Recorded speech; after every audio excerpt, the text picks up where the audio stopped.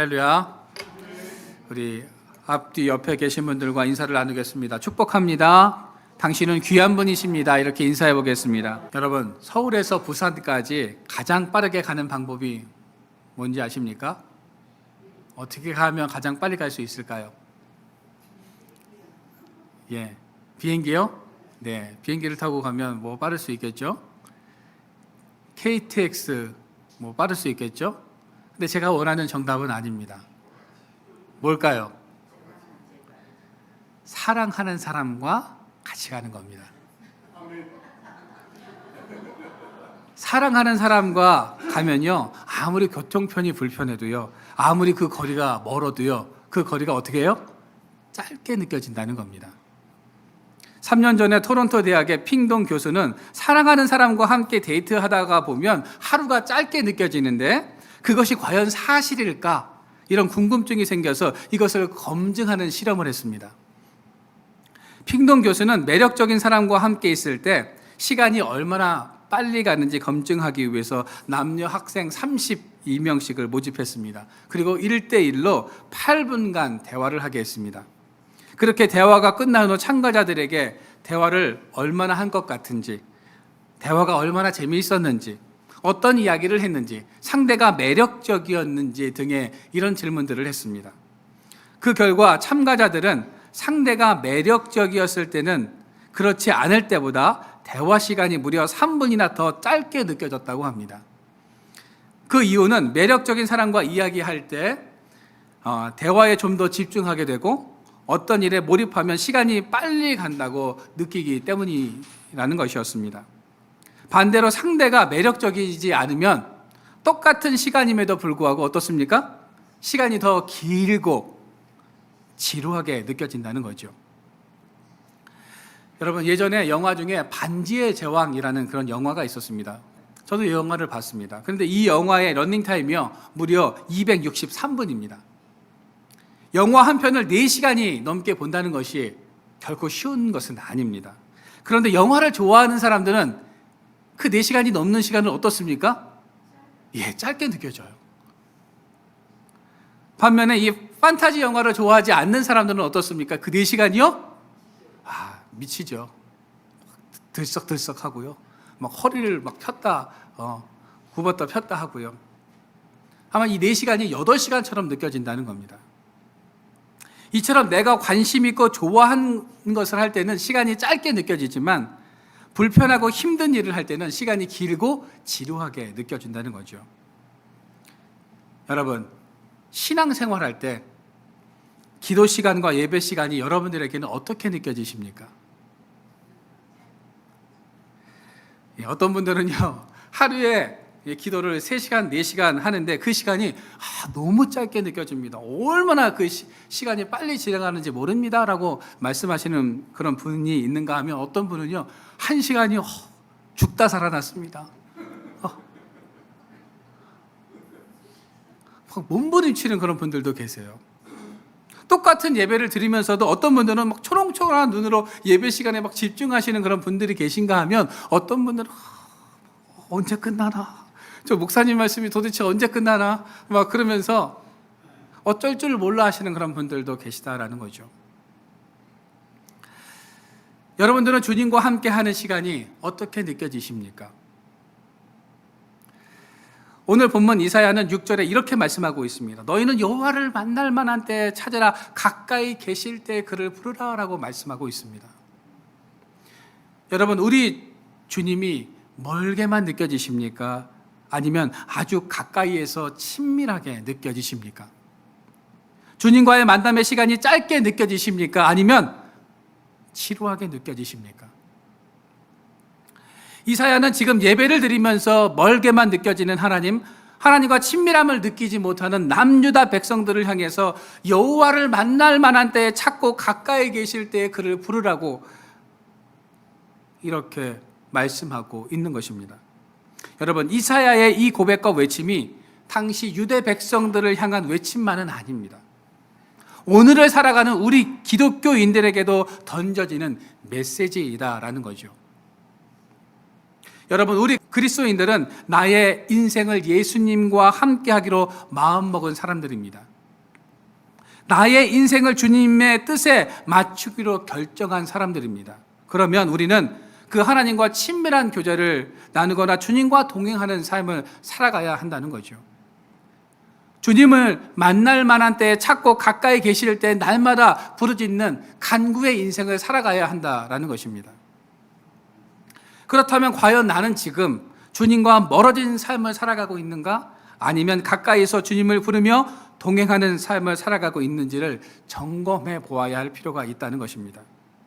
우리는 오늘 세 가지 질문을 통해서 내가 주님과 멀어진 삶을 살아가고 있는지 아니면 주님과 가까이 동행하고 있는지를 점검해 보고자 합니다.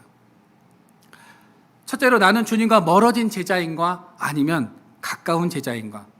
여러분들은 어떤 제자입니까? 예수님은 공생애 3년 동안 12명의 제자에 집중하셨습니다. 성경은 예수님께서 제자들을 부르신 이유를 이렇게 설명하고 있습니다. 마가복음 3장 13절부터 15절입니다. 우리 이 말씀을 같이 한번 읽어보도록 하겠습니다. 시작. 또 산에 오르사 자기의 원하는 자들을 부르시니 나온지라. 이에 12를 세우셨으니 이는 자기와 함께 있게 하시고 또 보내사 전도도 하며 귀신을 내쫓는 능력도 가지게 하려 하심이러라. 여러분, 왜 예수님께서는 제자들을 부르셨을까요? 예수님 혼자서도 충분히 그 사역을 다 감당하실 수 있는데 예수님께서는 왜 제자들을 선택하셨을까 하는 것입니다. 주님께서는 자신이 십자가에서 죽으신 후에 자신의 마음으로 복음을 전할 사람을 필요로 했던 것입니다. 그런데 제자들은 예수님의 부르심의 그 목적에 빗나간 모습을 보였습니다. 오병이어의 기적 때 예수님은 제자들의 모습 속에서 믿음을 보기를 원하셨는데 제자들은 어떻습니까? 제자들은 현실에 직시하고 있다는 거죠. 빌립은 예수님을 따랐던 사람들이 밥을 먹으려면 200데나리온이 필요하다는 말을 합니다. 당시 200데나리온은 오늘날로 말하면 한 2천만 원 정도 된다고 생각하시면 되겠습니다.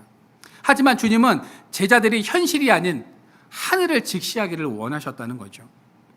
또 예수님은 제자들이 자기 십자가를 지고 당신을 따르기를 원하셨으나 야고보와 요한은 십자가가 아니라 주님의 그 영광만을, 주님께서 그 로마의 왕이 되시면 한 사람은 우편에 한 사람은 좌편에 그 자리만을 원했다는 거죠. 이처럼 제자들은 예수님과 3년을 함께 지내며 몸은 항상 같이 있었지만 주님의 의도와는 전혀 다른 의도를 가지고 주님을 따르던 때가 있었습니다. 그러나 결국 제자들은 예수님의 부활을 계기로 부르심의 목적을 깨닫고 주님을 위해서 생명을 바치는 인생을 살아갔습니다. 하지만 예수님의 제자 중에 주님의 부르심의 목적과는 전혀 다른 길을 걸어갔던 제자도 있었습니다. 그 사람이 누구입니까? 가롯 유다입니다. 그는 예수님의 신임을 받아서 돈을 맡아 관리하던 사람이었습니다. 가롯 유다는 결국 돈의 노예가 되고 말았다는 거죠. 마귀가 유다의 마음에 예수를 팔려는 생각을 넣음으로써 유다는 철저하게 마귀의 뜻을 이루는 도구로 전락해버리고 말았다는 것입니다. 결국 그는 은 30에 예수님을 팔고 죄책감으로 인해서 극단적인 선택을 하게 됩니다. 뿐만 아니라 목을 매달았던 줄이 끊어져서 배가 터져 죽는 처참한 결말을 맞이했다는 거죠. 오늘 본문 7절 말씀입니다. 우리 같이 한번 읽어보도록 하겠습니다. 시작. 악인은 그의 길을, 불의한 자는 그의 생각을 버리고 여호와께로 돌아오라. 그리하면 그가 긍휼히 여기시리라. 우리 하나님께로 돌아오라. 그가 너그럽게 용서하시리라. 여러분, 이사야는 7절 말씀을 통해서 우리가 지금까지 악한 길, 불의한 삶을 살아왔더라도 주님께로 돌아오면 용서해 주실 것이라고 말씀하고 있습니다. 여러분, 완벽한 사람이 어디 있습니까? 죄 한 번 안 짓고 지금까지 살아온 사람 있습니까? 불의하고 죄악된 길을 걷는 잘못된 행동을 누구나 한 번쯤은 다 합니다. 그러나 중요한 것은 이사야의 말씀처럼 하나님께로 돌아오는 겁니다. 돌이키면 하나님께서 긍휼히 여겨주신다고 이사야서는 말씀하고 있는 것입니다. 여러분, 가룟 유다는 돌이킬 수 있었습니다. 회개할 수 있었습니다. 언제든지 회개할 수 있는 기회가 있었고 주님께 자신의 잘못을 회개하면서 긍휼히 여겨달라고 말씀드릴 수 있는 기회가 있었다는 거죠. 그러나 가룟 유다는 악인의 길, 불의한 생각을 떨쳐버리지 못하고 주님께로 돌아오지 못했습니다. 사람은 누구나 죄를 짓습니다. 그러나 그 죄를 어떻게 처리하느냐에 따라 우리가 주님과 가까운 사람이 되느냐, 아니면 이내 멀어진 인생을 살아가느냐가 결정된다는 것입니다. 사도 바울을 보십시오. 그는 생전에 예수님을 본 적이 없는 사람입니다. 그런데 다메섹 도상에서 예수님을 만난 후 예수님과 가장 가까운 사람이 되었습니다. 그는 그의 전 삶을 들여서 예수님을 전파했습니다. 바울은 빌립보서 1장 20절에 이렇게 고백하고 있습니다. 우리 같이 한번 읽어보도록 하겠습니다. 시작. 간절한 기대와 소망을 따라 아무 일에든지 하지 아니하고 지금도 전과 같이 온전히 담대하여 살든지 죽든지 내 몸에서 그리스도가 존귀하게 되게 하려 하나니. 사도 바울은 살든지 죽든지 자신을 통해서 그리스도만 존귀하게 여김 받기를 원했습니다. 사도 바울의 이 고백은 립 서비스가 아니었다라는 것을 우리는 사도행전 14장을 통해서 깨닫게 됩니다. 사도행전 14장에 보면 바울이 루스드라 성에 들어가서 복음을 전하다가 돌에 맞아서 죽게 되었습니다. 사람들이 다 죽은 줄 알고요, 내다버렸습니다. 그 밤에 바울은 부시시 일어나서 그 아픈 몸을 이끌고 다시 성으로 들어가서 복음을 전했습니다. 여러분, 그때 바울의 모습을 한번 상상해 보십시오. 온 몸은 피투성이가 되었습니다. 얼굴은 형체를 알아볼 수 없을 정도로 일그러져 있었을 겁니다.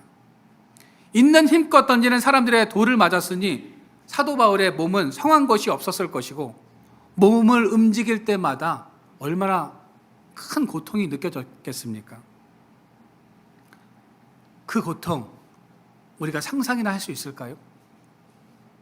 제가 예전에 군대에서 축구를 하다가 왼쪽 무릎을 다친 적이 있는데요, 그 고통이 얼마나 심한지 밤에 한숨도 못 잤습니다. 한쪽 무릎만 아파도 그 고통으로 인해서 괴로운데 그 수많은 사람들이 던지는 그 돌을 맞았으니 사도 바울이 얼마나 힘들고 고통스러웠겠느냐 하는 겁니다. 그 몰골을 하고 피투성이가 된 채 마치 좀비처럼 일어나서 내가 죽던 살던 예수를 전하여야 한다며 시내를 돌아다니는 사도 바울의 모습을 한번 상상해 보십시오. 그 모습을 본 사람들이 어떻겠습니까? 기절초풍했겠죠. 사람들은 그 모습을 보고 무엇이라고 생각했을까요? 아마 두 가지 반응을 보였을 겁니다. 돌에 맞아서 미쳤다고 생각했거나 아니면 야, 정말 독종이다 라고 생각했을 겁니다. 어떻게 저런 몸을 하고서 그렇게 돌을 맞아 놓고도 예수를 전할 수 있을까? 도대체 예수라는 사람이 누구이길래 저 사람이 저렇게까지 하는 걸까? 살든지 죽든지 사도 바울에게는 예수님밖에는 없었습니다. 살았으니 죽을 각오로 그리스도를 위하여 복음을 전하고 죽으면 기쁨으로 하나님 앞에 가겠다는 심정으로 복음을 전하고 있었다는 겁니다. 가룟 유다는 예수님과 함께 3년을 지내므로 육적으로는 가깝게 있었던 사람이었지만 영적으로는 가장 멀리 있었던 사람이었습니다. 반면에 사도 바울은 육적으로는 예수님과 만난 적이 없지만 예수님과 가장 가까이에 있었던 사람이었다는 겁니다. 여러분들은 가룟 유다이십니까? 아니면 사도 바울이십니까? 우리가 육적으로는 하나님 앞에 예배드리러 나와 있지만 영적으로는 주님과 멀리 있다면 우리는 가룟 유다입니다. 우리는 주님의 제자라고 할 수 없다는 거죠. 비록 예전에는 악한 길, 불의한 길 속에 살았지만 지금은 주님과 친밀하고 가까운 삶을 살아가고 있다면 우리는 주님의 제자라고 일컬음을 받을 수 있다라는 것입니다. 여러분, 중요한 것은 바로 지금입니다. 과거의 믿음과 영광을 자랑하는 삶이 아니라 사도 바울과 같이 주님을 위해서 살아가는 성도들이 되시기를 바랍니다. 바라기는 주님과 함께 이 2024년을 믿음 안에서 살아가는 제자의 삶을 살아가는 저와 여러분들의 삶이 되어지기를 주님의 이름으로 축원드립니다. 둘째로, 예수님과 멀리 떨어져 있는 직분자인가 아니면 주님과 가깝게 있는 직분자인가입니다. 사도행전 6장 5절 말씀입니다. 우리 같이 한번 말씀을 읽어보도록 하겠습니다. 시작. 온 무리가 이 말을 기뻐하여 믿음과 지혜와 성령이 충만한 사람 스데반과 빌립과 프로고로와 니가노르와 디몬과 바메나와 유대교회에 입교한 안디옥 사람 니골라를 택하여. 초대교회는 주님의 일을 원활히 하기 위해서 믿음과 지혜와 성령이 충만한 사람 7명을 세웠습니다. 그 중에서 우리는 3사람을 생각해 보고자 합니다. 첫 번째 사람은요, 유대교회에 입교했다가 예수님을 믿고 초대교회 집사가 된 니골라라는 사람입니다. 성경에는 니골라에 대해서 자세하게 언급하고 있지 않지만 그가 헬라인으로서 유대교회에 입교했다가 다시 기독교로 개정한 독특한 신앙을 가진 인물로 소개하고 있습니다. 그는 7명의 집사 중에 1명으로 선출되었습니다. 이후 니골라는요, 성경에 등장하지 않다가 요한계시록 2장에 니골라당이라는 용어가 2번 등장합니다. 니골라와 니골라당이 어떤 연관성이 있는지 정확히는 알 수 없지만 역사적인 기원설에 따르면 니골라가 후일 배교해서 이 당을 시작했고 그의 제자들은 니골라의 엄격한 율법주의에 대한 반발로 무율법주의를 주장하게 되었다고 말을 하고 있습니다. 당시 니골라당은 교회 안의 성도들에게 잘못된 신앙을 심어 주었다는 거죠. 니골라당은 한 번 믿은 후에는 어떠한 행동을 해도 죄가 되지 않는다는 이 당시의 이단이었던 영지주의를 퍼뜨렸습니다. 육체는 악한 것이고 영은 선한 것이기에 육체는 방종을 일삼아도 되고 마음대로 살아도 된다라는 이런 주장을 펼쳤다는 겁니다. 이것을 버가모 교회가 받아들이므로 우상의 제물을 먹고 행음을 하고도 죄가 아니라고 주장을 했습니다. 오늘날 니골라당과 영지주의자들과 같은 교리를 가지고 있는 것이 바로 구원파입니다. 내가 구원받았으면 그 후에는 어떠한 회개도 필요 없다는 겁니다. 왜냐하면 나는 구원받은 백성이기 때문에, 사람이기 때문에 이 땅에서 어떻게 살아도 아무런 문제가 되지 않는다는 거죠. 죄를 지어도 나는 구원받았기 때문에 아무런 문제가 없다고 가르치고 있습니다. 여러분, 구원받은 백성들이 정말 아무렇게나 살아도 되는 것입니까? 한 번 택함 받은 백성은 회개할 필요도 없고 죄악된 길, 악행을 저질러도 아무런 문제가 정말 없는 것일까요? 우리 기독교에서는 그렇게 말씀하고 있지 않습니다. 그것은 잘못된 삶입니다. 도리어 우리 기독교인들은 구원받았기 때문에 더 은혜롭게, 더 믿음 안에서 살아가야 하는 것입니다. 많은 사람들에게 본이 되고 신앙뿐만 아니라 도덕적으로도 많은 사람들에게 은혜와 덕을 끼치는 삶을 살아가야 하는 것입니다. 이것이 바로 예수님께서 우리에게 원하시는 삶입니다. 우리는 이 땅에서 그런 삶을 살아가야 해요. 여러분, 니골라는 집사라는 귀한 직분을 얻었지만 교회를 위해서 일하고 유익을 주기보다는 교회에 큰 해악을 끼쳤던 사람입니다. 교회 안에도 직분자로서 도움이 되지 못하고 도리어 교회 공동체를 파괴하고 피해를 끼치는 사람들이 있습니다. 참, 이런 분들이 안 계시면 참 좋겠는데 오늘날의 이 교회 가운데는 이런 분들이 계세요. 참 안타깝게도요. 이와 반대로 7 집사 중 위대한 신앙의 업적을 남긴 사람도 있는데 누구입니까? 그가 바로 스데반과 빌립 집사였다는 거죠. 사도행전 6장에 보면 스데반은 집사로서 은혜와 권능이 충만해서 큰 기사와 표적을 행했다라고 성경은 말씀하고 있습니다. 또 스데반이 대제사장들과 변론할 때 저들이 성령으로 충만한 스데반을 감당할 수 없었다고 성경은 말씀하고 있습니다. 또한 스데반은 돌에 맞아 순교할 때에 예수님이 보좌 우편에 서신 것을 본 기독교 최초의 순교자입니다. 그의 죽음으로 인해서 흩어졌던 자들이 이방 땅에 복음을 전하였고, 그의 죽음으로 특별히 안디옥 교회가 세워지는 초석이 마련되었다는 것입니다. 여러분, 빌립 집사는 사도행전 8장에 보시면 에디오피아 내신을 만나서 복음을 전함으로 아프리카까지 전도의 길을 열었던 사람입니다. 빌립 집사는 성령의 능력을 받아서 예수님의 말씀처럼 예루살렘과 사마리아와 땅끝이라고 일컬어지는 로마에까지 가서 복음을 전한 위대한 직분자가 되었다는 것입니다. 같은 날, 같은 자리에서 성령도 받았고 집사 직분을 받았지만 니골라와 스데반, 빌립은 참으로 다른 삶을 살았다는 것을 우리가 알 수 있다는 거죠.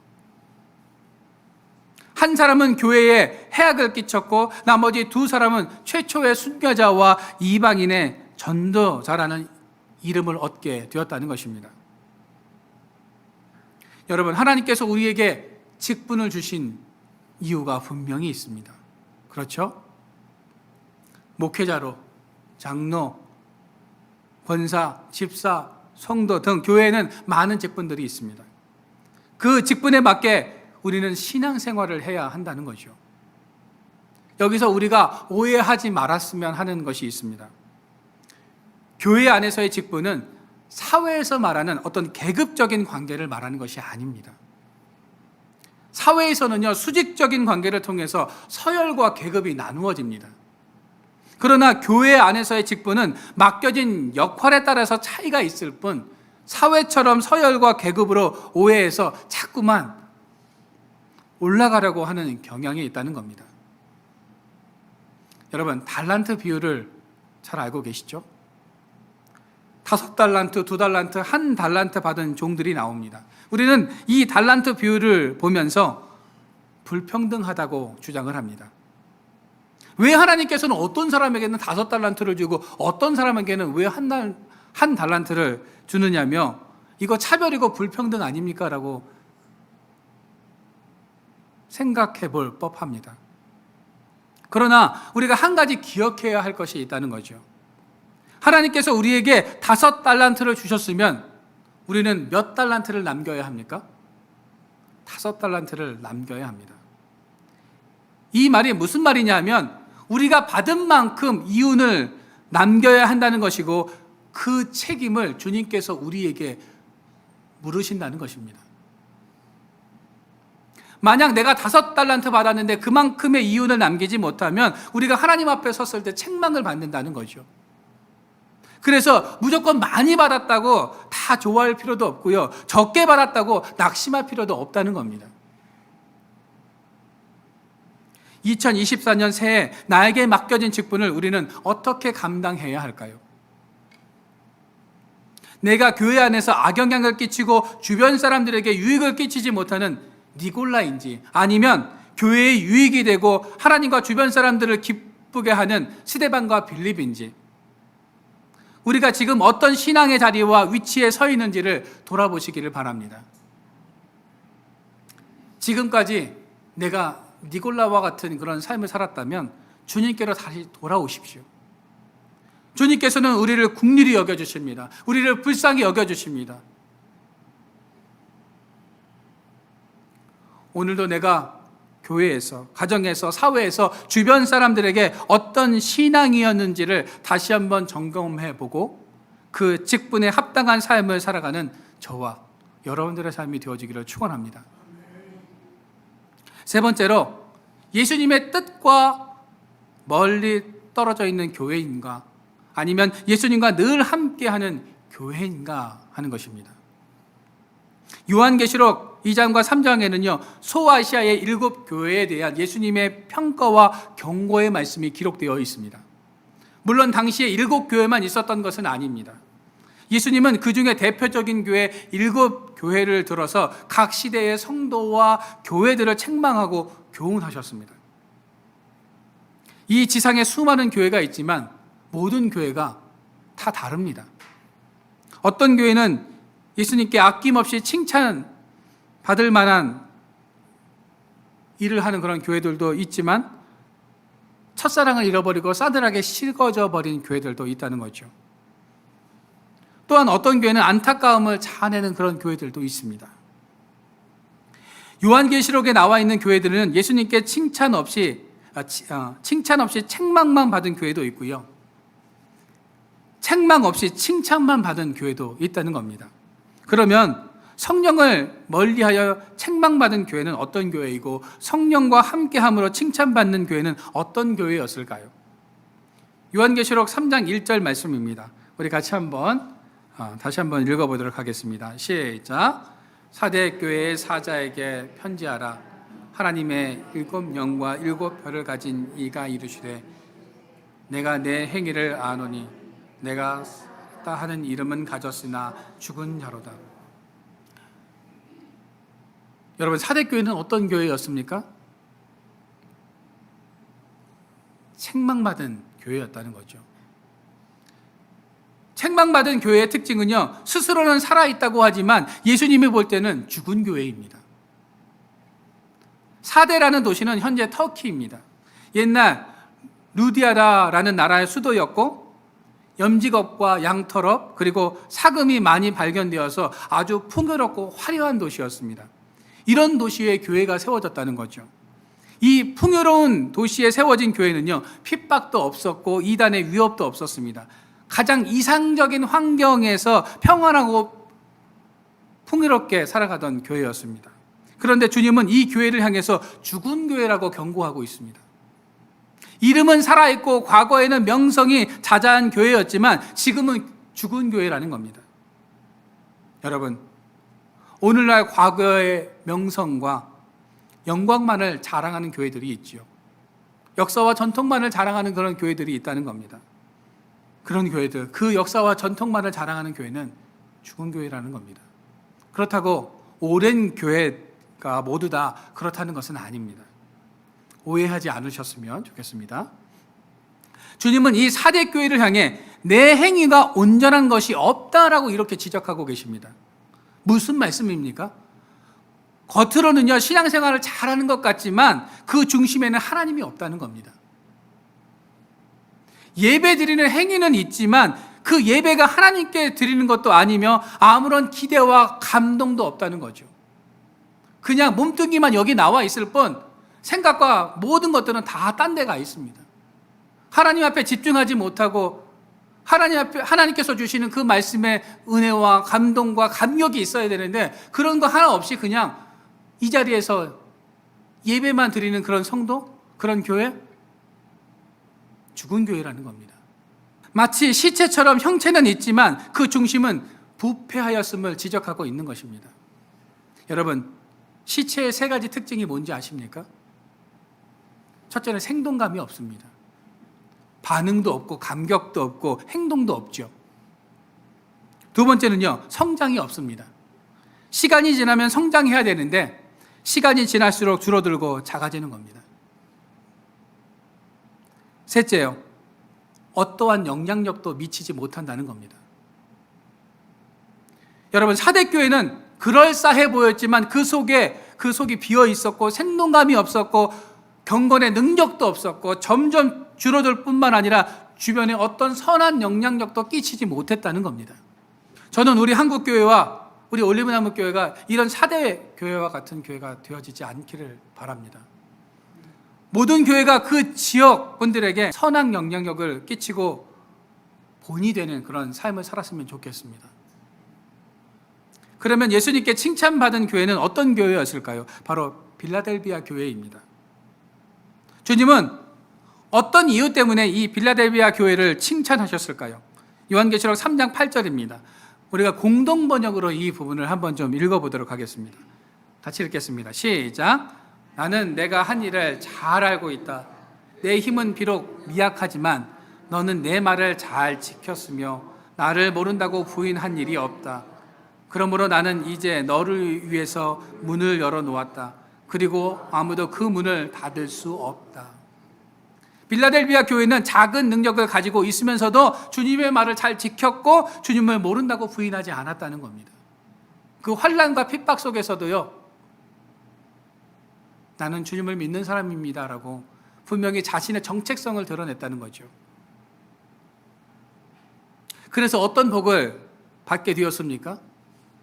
하늘의 문이 열려지는 복을 받게 되었다는 겁니다. 여러분, 올 한 해 우리 가정과 교회에 이런 복이 임하게 되어지기를 축원합니다. 힘은 미약하지만 예배에 승리하고 주님과 동행하는 삶을 통해서 하늘 문이 열려지고 그 열려진 문을 통해서 우리가 감당할 수 없을 만큼의 은혜와 복을 받아 누리게 되시기를 주님의 이름으로 축원드립니다. 제가 어릴 적 초등학교 다닐 때 운동회를 하면 왕자님 모시기라는 게임을 했습니다. 아마 여러분들도 한 번씩은 해보셨을 텐데 용어가 조금 달라서 그게 무슨 게임일까 아마 이해를 잘 못하실 텐데, 먼저 출발선에 섭니다. 땅 총소리가 나면 앞으로 막 달려갑니다. 그럼 테이블 위에 바구니가 있는데요, 그 바구니에 손을 넣어서 쪽지를 하나 꺼냅니다. 그리고 그 쪽지를 펼치면 그것에 성함이 써 있습니다. 선생님의 성함이 써 있든 엄마 아빠의 이름이 성함이 써 있든 그 이름이 써 있는 그 사람과 손을 잡고 운동장을 한 바퀴를 돌고 결승전에 돌아오면 승리하는 게임입니다. 저는 여러분들의 삶이 이 왕자님 모시기와 같았으면 좋겠습니다. 인생길을 달려가다가 쪽지를 펼쳤는데 예수님이라고 나와요. 그 예수님과 손을 잡고 결승전에 도착해서 승리하는 그런 왕자님 모시기와 같은 그런 인생들을 살아가는 여러분들의 삶이 되었으면 좋겠습니다. 올리브나무교회 성도 여러분, 올 2024년 한 해 여러분들이 가룟 유다가 아니라 사도 바울과 같은 제자가 되어지기를 소망합니다. 변질되고 주님 나라의 악영향을 저지르는 니골라가 아니라 어떠한 상황 속에서도 주님께 유익이 되어지고 많은 사람들에게 칭찬듣는 스데반과 빌립과 같은 직분자들이 되시기를 바랍니다. 그 중심에 하나님이 계시지 않고 내 행위가 온전한 것이 없다라고 지적받는 사대교회가 아니라 작은 능력을 가지고 있지만 어느 순간에도 주님을 떠나지 않고 주님을 인정하며 그 주님께서 주시는 하늘의 복을 날마다 누리며 살아갔던 빌라델비아 교회와 같은 성도들이 되시기를 주님의 이름으로 축원드립니다.